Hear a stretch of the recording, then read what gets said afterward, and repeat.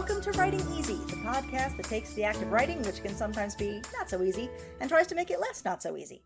I'm one of your hosts, Mary Mascari. And I'm your other host, Melissa Long. Once again, we have our special guest, David Abzug. And dang it, I forgot the whole official title again. You are an instructor of... I teach game design at Bradley University, and I run the game design program. There. That's the important part. And hold on. Oh. I teach game design at Bradley University, and we're one of the top 10 programs in the country. Yeah, there you go. Yeah, it's pretty cool. Not bad for a school with a giant statue of Abraham Lincoln out front. That's weird. Is it weird? That's at the Riverfront Museum. It's at the Riverfront. It's not actually right at... Okay, you're right. We have a statue of an 80-year-old lady out front. That's Lydia Moss Bradley, our founder. Oh, okay. Well, that's fair. That's fair. No, but Peoria's got this weird large statue of Abraham Lincoln and some guy in a sweater. Yep. And it's hilarious. So if you're ever in Peoria, you have to see that statue, because it's some guy in a sweater. She's absolutely... It's like if Abraham Lincoln was having a chat with Stuart Smalley. Yes. It's mind-boggling. Like, you hear about it, you hear me saying right now what this would be, and you have a picture in your head. Yeah. Like, oh, okay. I think I understand what I'm going to go see. And you might even go look at it online and go, oh, that's really weird. But there's nothing compared to being there and seeing that thing in front of you. You're like, what? Why is this here? What's happening? It's the best thing about Peoria. The second best thing about Peoria, Illinois. I'm sorry. The first best thing about Peoria, Illinois is, of course, Bradley University. Of course. So we wanted to talk about, last week we talked a lot about being kind of like the freedom of writing and playing and writing, and how, writing for games, which is, play, kind of helps free you up. But I also want to kind of talk about writing in the video game industry, like, as a job, like, because that's a thing that a writer can do, is you can write for video games. And I think that's something that a lot of people don't know about. They don't really know that that's a thing that exists. Well, I should start out with a caveat. I am not a video game writer. I am a designer. I don't even play a writer on TV. Nope. I have done some writing for video games, mostly earlier in my career, when teams were small enough where there wasn't a dedicated writing team. Yeah. But once we got a dedicated writing team, they were better than I was. So why would I do that? And as a writer, thank you for not... for staying in your lane. Right. Give us. We appreciate that. It's hard enough. Problem. Give us a chance. So for your listeners, take, for example, there's design, programming, art, writing, and QA in video games. Okay. And programming's job is to make sure the game works. Art's job is to make sure the game looks good. Design's job is to make sure the game's fun. Writing's job is to make sure the game's compelling, and QA's job is to make sure everybody else doesn't break things. Okay? There's also production, whose job it is to say we need to be done Friday. Right. So I was kind of curious about how, like, and I think that's something new relatively. I mean, video games is a very young medium, relatively speaking. Novels are thousands of years old. But the idea of telling a story through a video game, I think, is, especially for old fogies, is not something that you think about. But it really is. There's really a story to it. I mean, even the early ones, there was a story, a very simple one. Monkey's got your girlfriend. Go get her. But yeah, so it's something that people don't really think about. It's like, yeah, video game is storytelling. Oh yeah, it's unlike a movie or a TV show or a book. Video games are storytelling where you're not guaranteed that the player is going to see all of it in a lot of cases.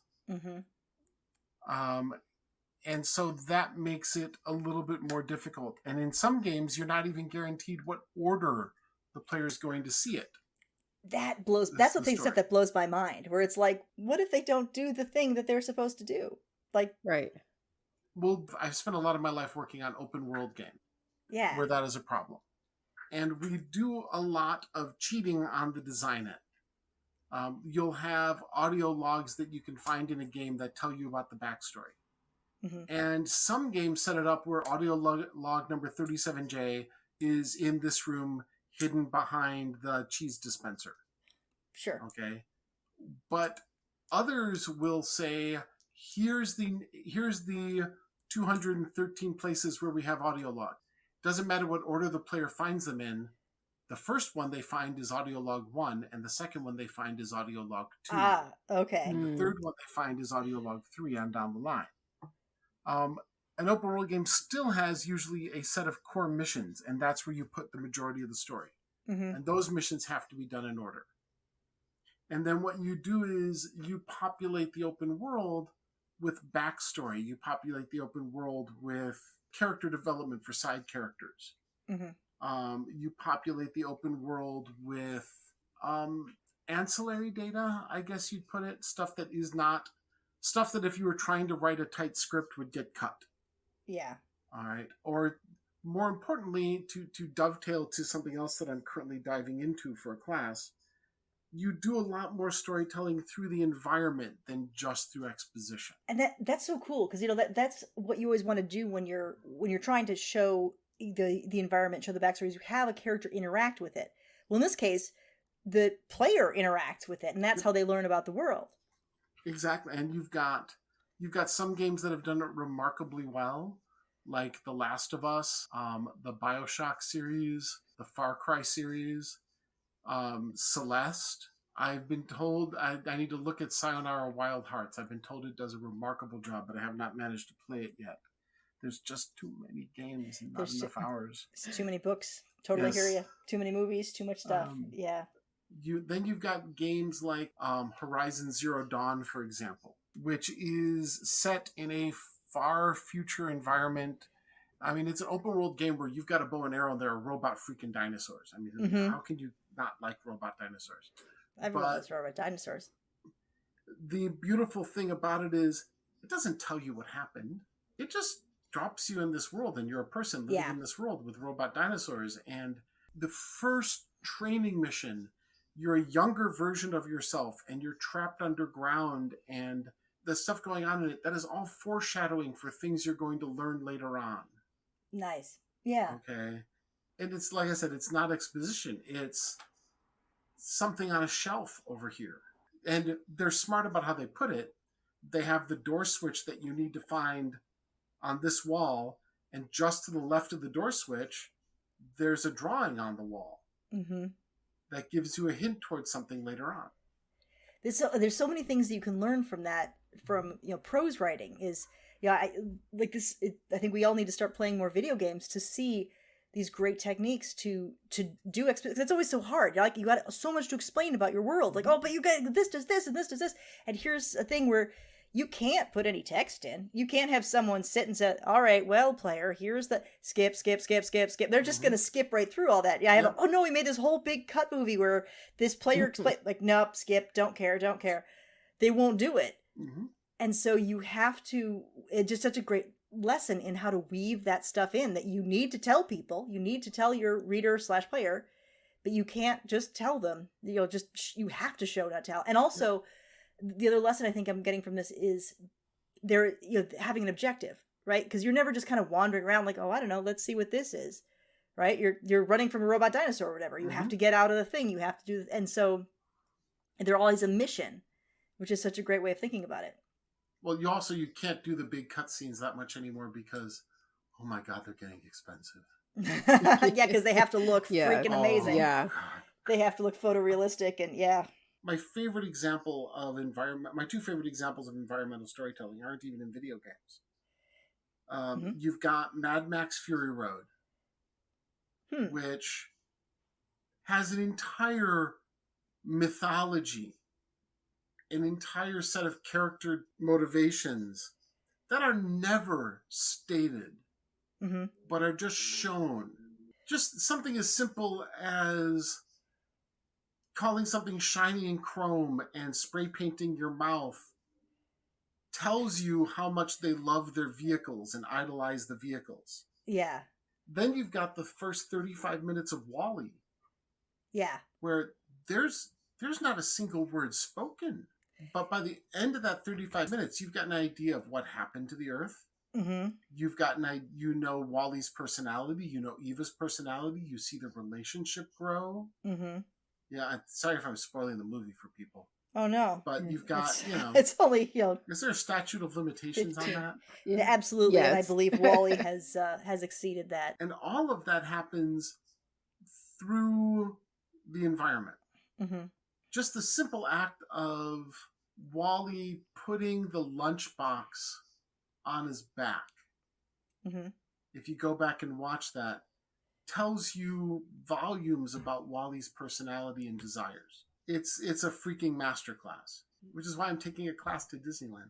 Yeah, this is so cool. And honestly, Disney World does a really good job. Disney World and Land does a really good job of that sort of environmental storytelling, because they always say the ride is a story and the place is a story. And especially, the new stuff with Pandora and Galaxy's Edge, you do interact with the environment and you see those details. Now, I think a little different in a theme park, because you're also living your life, so it's even harder.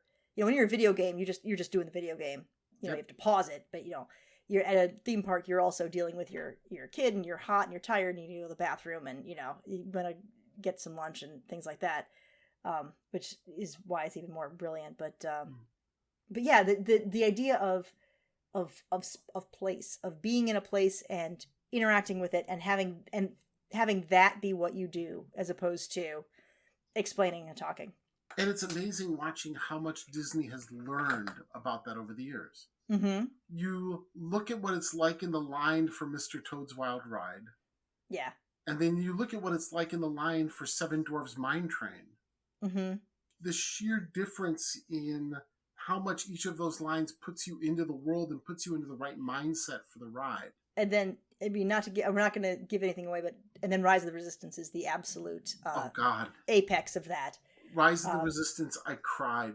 Oh yeah, me too. I actually cried during that ride. It's that immersion. And I think as writers, when we're thinking about how do I explain this world, here's a place where we can take a lesson from video games is, instead of doing a first chapter, let's do your tutorial mission, your first thing. Yeah, so we need to play some more video games. Mm-hmm. The other thing I'd say is, mind you, here I'm speaking solely as a reader. Mm-hmm. Okay. I love when an author describes their world. One of the best people I've seen that does that is Brandon Sanderson. Mm-hmm. If you haven't read anything by him, Brandon Sanderson is the king at coming up with a world that is similar to but completely different than anything you've ever experienced. Mm-hmm. And then letting you learn about it over the 1,000 pages of his freaking book, because he takes 200 pages to clear his throat. But still. Right. But it's still beautifully done. Yeah. But it's always very interactive. It's always very, you learn about the magic system by having someone using it. Yep. Like they're in the middle of a fight and I have to do this, that, like that's how you do it. So. Yep. And you learn about the world because the character's walking along and then the Kremlings get in the way and they have to deal with that. And it's 500 pages into the book where he's been talking, this is in The Way of Kings, where he's been talking about Krem piling up on things until you finally realize what Krem is. How it actually, and it has an effect on the story later in that series. If there were some video games that writers, that would be good for us to learn, these lessons from, what would some good ones to start with be? Bioshock Infinite. Okay. And what platform is that one? That's available for PC, PlayStation 4, Xbox, that's everything. 360, okay. Xbox One, Xbox Series 94020X. I don't know what that's. Dude, I know, like, I got Nintendo and I got PlayStation and I got Xbox. Those are the three, and then I guess and then PC. It's available for PC, Xbox, and PlayStation. Okay.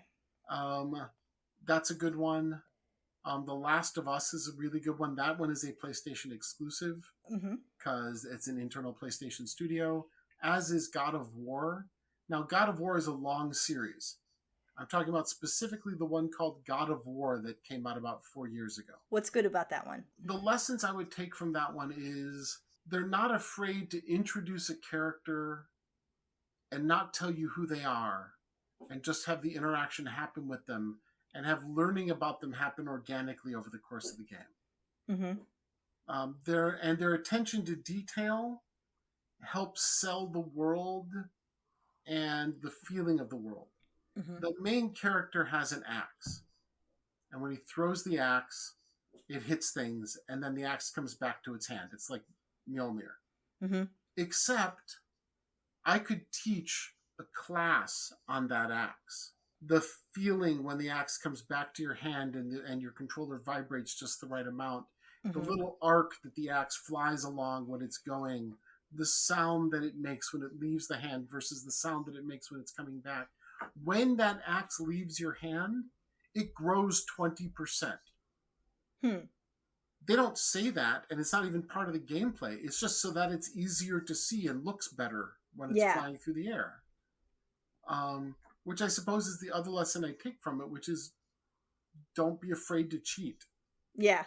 It's your world. Do whatever you want with it. So, but I'd say there's that. Let's see. Bioshock Infinite does a wonderful job of the background, telling you the themes of the story. It's a weird steampunk. Steampunk's the wrong phrase. It's not so much steampunk, but it's this floating city called Columbia above the clouds that is seceded from the United States in the early 1900s. And there's a lot of themes of racism in it, and oppression and religious oppression, and in a video game. Oh god, yes. It's an art form, people. This is legit stuff. And there's an enormous amount that the art team did when designing the environments to drive that home, and the design team did when populating. If there's a black NPC, they're dressed worse. They're hiding in a corner. They're around behind something. If you go off the beaten path, things get much shabbier, and all of a sudden there's graffiti on the walls. The posters all show smiling white people. On down the line, and a lot of it's just happening as you go past. That's amazing. Yeah, these details, the level of detail that you have to put in, because you have to, with writing you can leave stuff out.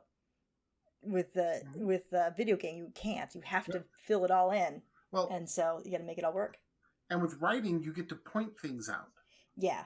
With video games, if you want to do environmental storytelling, and you want the player to notice 5 things, you need to put 75 things in the world.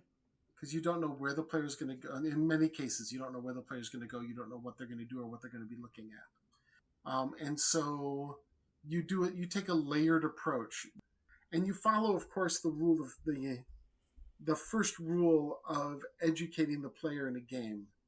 And it's true in other stuff as well, is that doing is better than showing, showing's better than telling, but all 3 of them are better than any one of them by themselves. Okay, and so you'll take, for example, another game, Jedi Fallen Order. Oh yeah. Have you played it? I have watched my children play it. Okay. The training level on that, I think, should be necessary for any game designer, and possibly for any writer, because the way that it layers its teaching, you see someone do this, and then you get told that you have to do it, and then you get shown how to do it, and then you do it, then 3 minutes later you do it again, and then 2 minutes after that you do it again without any prompts. Yeah. And in every case, it's necessary to move forward. The first time you make a jump, it's over a 6-foot tall gap. If you fall, there's no problem. Second time, you take a small amount of damage. Third time, there's danger. That's a lesson that I would say, to bring it around to writing, when you're introducing new concepts to the player, to the reader, to the player. Yep. When introducing new concepts to the reader, that layered approach, approaching something subtly from 3 or 4 different directions, sticks in someone's mind more than them just being told. Yeah. I even like just the idea of thinking of your story as a video game and your reader as the player going through it. Like, how does that change your mindset when you're going through something? I'm always looking for different mindsets to try. Like, how do I want to think about it? And so it would be really fun to do a draft thinking about okay, what if this were a video game, kind of, and I'm leading the reader through it like they're a player. How would I do that? And you could come up with some really amazing stuff from that. So I think that's really fascinating. Yeah, I think that's brilliant. I've always approached it from the opposite direction because I'm a game designer. Yeah. Where I've actually told my students, okay, think about this as a novel. Mm-hmm. All right, how would you get the story across to the player here? I've never actually thought about approaching writing writing a book from the viewpoint of a video game. I think that's brilliant. Worth a shot. Mm-hmm. And that's all for me. What writing's all about is like, I don't know, let's try this. I don't know, let's try this. Let's do. You've got an infinite spice rack, and you just kind of start throwing stuff in and taste it. Because there's no one set way. It's so open and free, which is fun and also scary. So. Yeah. Well, speaking of fun and scary, this episode has been fun, but endings are scary, and we've reached the ending. Does that work? Is that a segue? That was good. Beautifully done. That was. Yeah. I'm a master at segues. 3 out of 10. I'll take those 3. I'll take them. Alrighty. Well, David, thank you so much for being with us. This has been great. This week and last week, we learned really so much. It's been a blast. Thank you for inviting me. Anything you want to plug? I don't know. We always ask people to plug things. I don't know if you plug anything. It just apply to Bradley University. Bradley, if you want to learn how to make games, Bradley University's game design program and our game art program and our animation program, and our new game design and development master's program. Yes. Are all developed from a real world viewpoint, getting you the skills you need to go out and get a job in the games industry, either AAA, indie, starting your own company, anywhere across it. We are not, if you want a theory-based program, I would not recommend us. If you want a put nose to grindstone, make games, and get a huge quantity of really cool stuff for your portfolio, while at the same time learning game development theories and methodology, then we're the program for you. Awesome. Well, thanks, David. Thank you. Yeah. And so we will end our podcast as always do by reminding everyone that writing is hard. So take it easy. I'm Mary. And I'm Melissa. Bye, everybody. Bye.